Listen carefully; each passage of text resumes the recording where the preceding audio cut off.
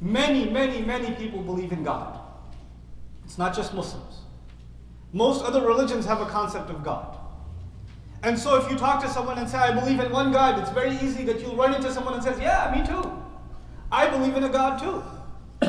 But you see, where we become different is some areas, and one of the fundamental things that makes the Muslim apart from all other attitudes towards Allah is the idea of Rabb. The idea that Allah is our Rabb. The word rububiyyah or Rabb in Arabic is associated with an antonym, its opposite, which is abd. U'budu rabbakum, Allah says, right? Enslave yourselves to your Lord. Abd literally means a slave. So if you really want to understand what Rabb is to someone, then you have to understand what a slave is. What is a slave? And that's an ugly word. People don't like using that word for anyone because it's politically incorrect. Of course, in this country's history and in the history of many other nations, slavery is a dirty blemish in the past. So when you bring it up, it kind of brings back bad feelings. So what we do is instead, let's not translate the word abd, slave. Let's translate it with a nicer word, servant. Right? Servant of Allah. Let's translate it as worshipper. But you know, all of these different terms don't communicate what abd is. In the raw sense of the word, abd is in fact a slave, as ugly as it sounds. What is the difference between a servant and a slave? A servant provides a service. From English language, a servant provides a service. Many of you are servants at a company.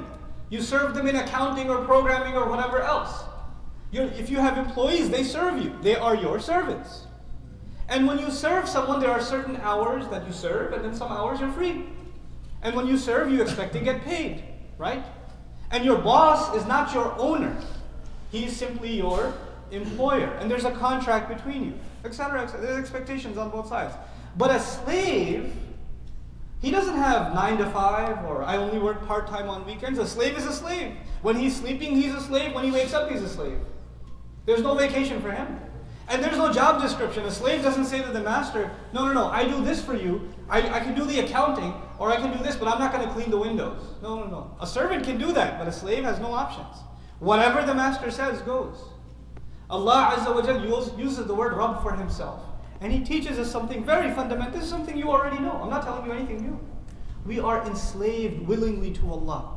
We declare ourselves slave of that master. Whatever he says goes. This is what when someone says Iyaka na'budu in the Fatiha, they have declared that he is the master and they are the slave. From the very beginning of the Fatiha also, alhamdulillah, Rabb al-Alameen. We've declared his master, his ownership. I don't even say Lord because in common English nobody uses Lord anymore.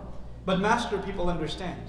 Someone who has complete authority and ownership on you, you can't ask them, they can't ask you. Let me give you an example of ownership and rububiyyah in worldly life. Back thousands of years ago, because we don't have too much of that nowadays, somebody owns a goat. They are Rabb of that goat. If they milk it, it's their business. If they slaughter it, it's their business, it's theirs. The goat cannot turn around and say, no milk for you today. It has no rights. The master has complete rights over what he owns. So Allah in turn has complete rights over who? Ourselves. We have no rights over Allah, but Allah has all the rights over us. He gives us things, and whatever He gives us is not because we earned it, so everything He gives us is a gift. This fundamentally changes the way we think about Allah and the way anybody who says they believe in God think about Allah. Fundamentally. Have you ever heard someone say, my mother got sick. Why is God doing that to her? I lost my job. I'm a good person. I don't cheat. I don't steal. Why is God putting me through these difficult times? Why is this happening to me? What did I do to deserve this? You ever heard people talk like that? That attitude of questioning God's will, right? So this attitude stems from an idea of I do something and in return I expect something back. That would be service. But what are we to Allah? Slaves. Whatever He gives is His gift. What contract did you and I sign? What down payment did we make to earn 2 hands from Allah? Each of them having functioning fingers. What contract, what payment did you make to have 2 eyes that function? Who gave these to us? They don't belong to us. We feel like it's ours. And the attitude, really you say my hand hurts.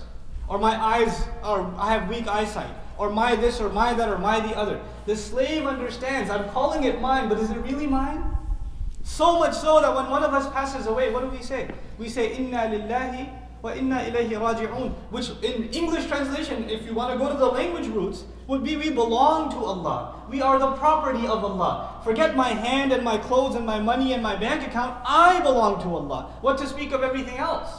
I belong to Allah. We are the property of Allah. We have to be returned to Him. So these luxuries He's given us in life, these are rentals. He's given them out to us. And He's asking very, very, very little in return. What an incredible master that asks very little in return. He doesn't ask a lot. And what He asks us isn't even difficult. He Himself says, وَمَا جَعَلَ عَلَيْكُمْ فِي الدِّينِ مِنْ حَرَجٍ. He didn't put any difficulty in the religion for you. So you meet people nowadays that say, man, are you Muslim? But are you really like strict kind of Muslim? Because Islam's really strict. The Lord Himself says it's easy. He Himself says it's easy. And you and I turn around and what do we say? Man, it's hard. Subhanallah. Look at the change in attitude.